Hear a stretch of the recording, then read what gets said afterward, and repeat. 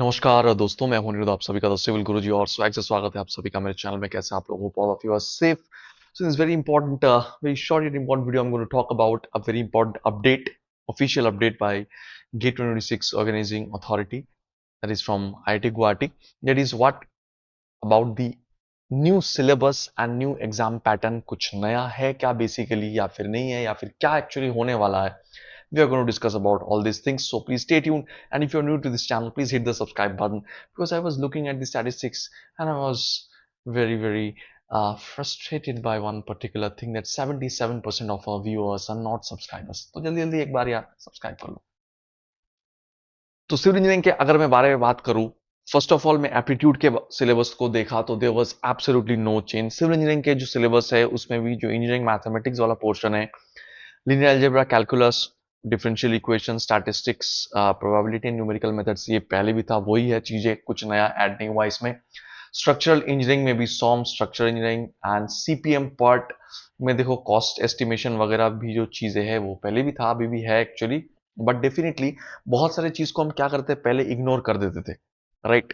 Because for example construction material management, look how many things are there actually.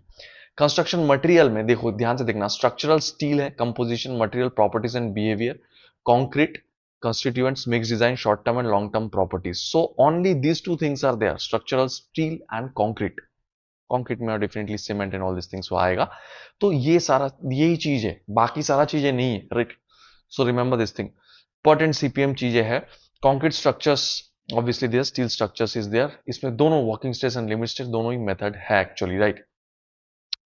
And if I talk about geotechnical engineering, बहुत high weightage है जैसे आप लोग जानते हो।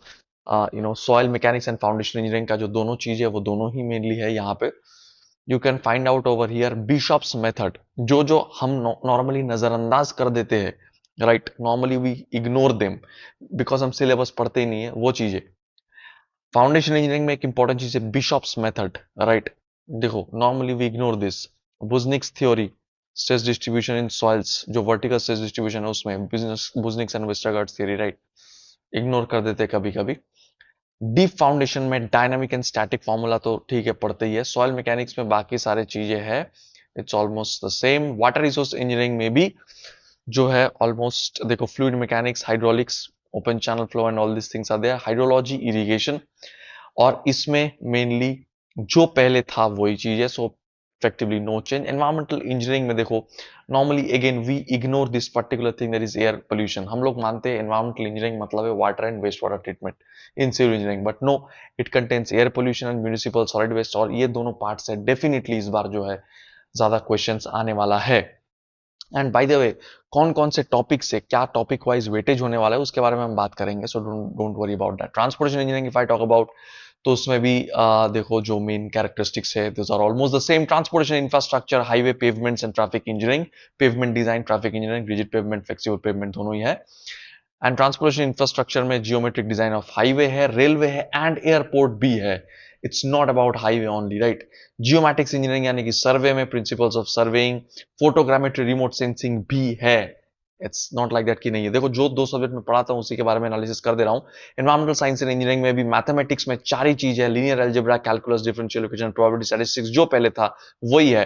Probability statistics में देखो एक इंपॉर्टेंट चीजें भी है यहाँ पे, risk and reliability, probability distribution, correlation, single and multiple regression models and hypothesis testing, t-test, f-test and chi-square test. Although question आता नहीं है इसमें से, बहुत कम ही आया अभी तक, लेकिन है। Skewness and kurtosis, all these things are there.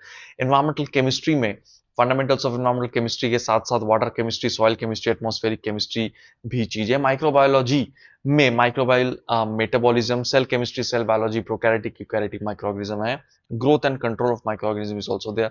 Microbiology and health में मेनली जो pathogens, how they are getting transmitted, ये सब चीजें है। Water resource and environmental hydraulics में आपको जो सिविल वाला पोर्शन है वो कहीं ना कहीं दिखेगा आपको हाइड्रोलिक्स में, वहां पे जो hydrology and all this things were there, यहाँ पे भी वही है।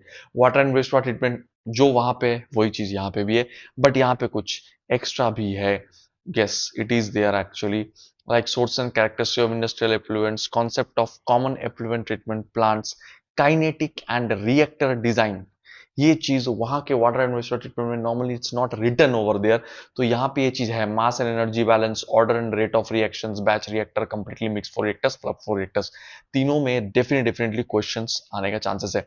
एयर एंड नॉइज पोल्यूशन में इफ आई टॉक अबाउट, यहाँ पे नॉइज पोल्यूशन एक अलग से इंपॉर्टेंट चीज है जो वहां पे नहीं होता है, right. Solid and hazardous waste management में डेफिनेटली यहाँ पे और डिटेल में आपको पढ़ना होगा, solid waste management rules, hazardous waste management rules, plastic waste, e waste, ये सारी चीजें, बायोमेडिकल वेस्ट, इसके बारे में आपको पढ़ना होगा। Global and regional environmental issues, basically general knowledge के अंदर आपको पढ़ना होगा। Environmental management and sustainable development, जैसे ISO 14000 series, environmental auditing, EPA and all this kind of thing, sustainable development, SDG goals, ये सब चीजें आपको यहाँ पे पढ़ना होगा। तो these are basically the syllabus analysis. And by the way, in case you are still not, you haven't subscribed to our channel yet, जरूर जरूर जो है सब्सक्राइब तो कर ही लेना। And also if I talk about the dates of this particular freedom sale, it is already live in my app। तो जल्दी जल्दी जो आप लोग फ्रीडम सेल में फ्रीडम 30 कोड का इस्तेमाल करिए, और इस्तेमाल करके you can win something really big. चलो देख लेते हैं एक बार, just 1 second.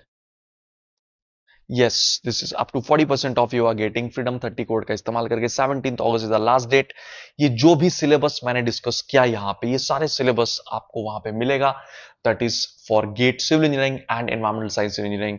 The price are starting from as low as 2499। Yes you are, मतलब 2 बार 24 नहीं, एक ही बार 24।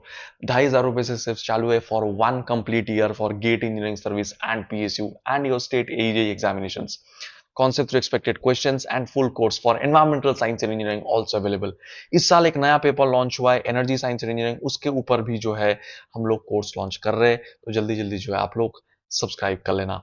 सारा लिंक्स डिस्क्रिप्शन में दिया हुआ है। Moreover also I have added some books actually in the product description link, जो कि गेट के लिए गाइड बुक्स है, since 6 months left actually, so you definitely refer to this books, it is going to help you really well. ठीक है, bye bye, take care, meeting you very soon in my next session. Subscribe कर लेना।